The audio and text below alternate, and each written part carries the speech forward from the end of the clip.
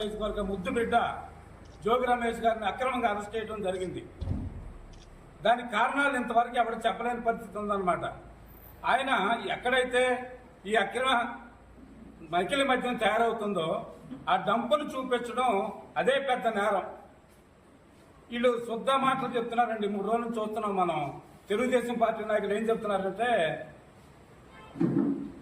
అవినీతి పరుడు, అసలు అన్నింటిలో వాటా ఉంది, ఈయనే నకిలీ తయారు చేస్తున్నాడు, నకిలీ మద్యం తయారు చేసే డంపుకి ఈయన నాయకుడు అని చెప్పి పేద ఉదరు కొడుతున్నారు. ఇది ఆధారాలు లేనటువంటి పరిస్థితి అన్నమాట. అయితే ఈ రోజున ఇబ్రహీంపట్నంలో ఒక ఫ్లెక్సీ కట్టాలంటే ఫ్లెక్సీ కట్టిన 10 నిమిషాల్లో వచ్చి పోలీసు వాళ్ళు పీకేస్తున్నారు.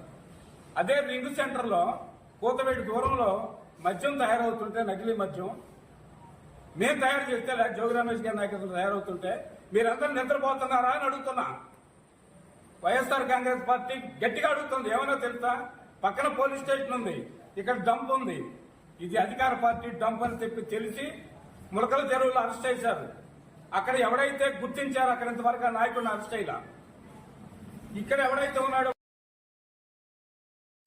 హాస్పిటల్కి తీసుకెళ్తున్నామని ఒకసారి పోలీసులు చెప్పడము, 1 గంట నుంచో పెట్టడము, మళ్ళీ తీసుకెళ్ళడం, మళ్ళీ ఇంకొక గంట, అలా రాత్రి 10 గంటల వరకు కూడా ఆయన హాస్పిటల్లో తీసుకెళ్లడం జరగలేదు.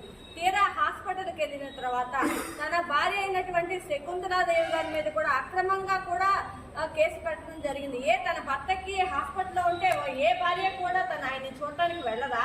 ఇది ఏ విధంగా మీరు చూస్తున్నారు ప్రభుత్వం? నాకు అర్థం కావాలని విషయం ఏమిటంటే, ఆవిడ తన భర్తను చూడటానికి వెళ్ళింది, అది కూడా తప్పుగా చేసేసి ఆవిడ మీద, తన కుమారుల మీద అక్రమంగా కేసు కట్టినారు.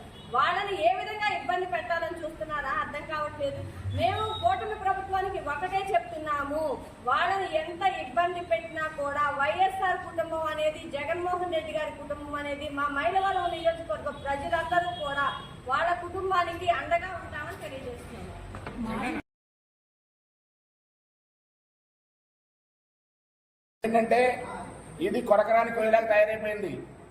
ఈ జోగి రమేష్ అనేవాడు ఇక్కడ లేకపోతే అక్రమ కేసును బనాయించి నిర్బంధిస్తే మన దోపిడీ యథేచ్ఛగా సాగించవచ్చు అని చెప్పని ఒక పన్నాగం పన్ని గవర్నమెంట్తో మాట్లాడి ఒప్పించుకొని జోగి రమేష్ అనేటువంటి సింహాన్ని ఒక ఫోన్లో బంధించి పెట్టారు.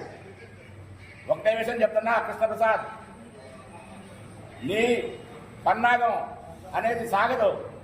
ఒక జోగి రమేష్ గారిని అరెస్ట్ చేసి నువ్వు సంబరపడిపోతున్నావేమో. జోగి రమేష్ గారు తయారు చేసినటువంటి సైనికులు ఇక్కడ ఉన్నారు. నీ యొక్క ఆటలను మేము సాగనీయం, నీ దోపిడిని సాగనీయం.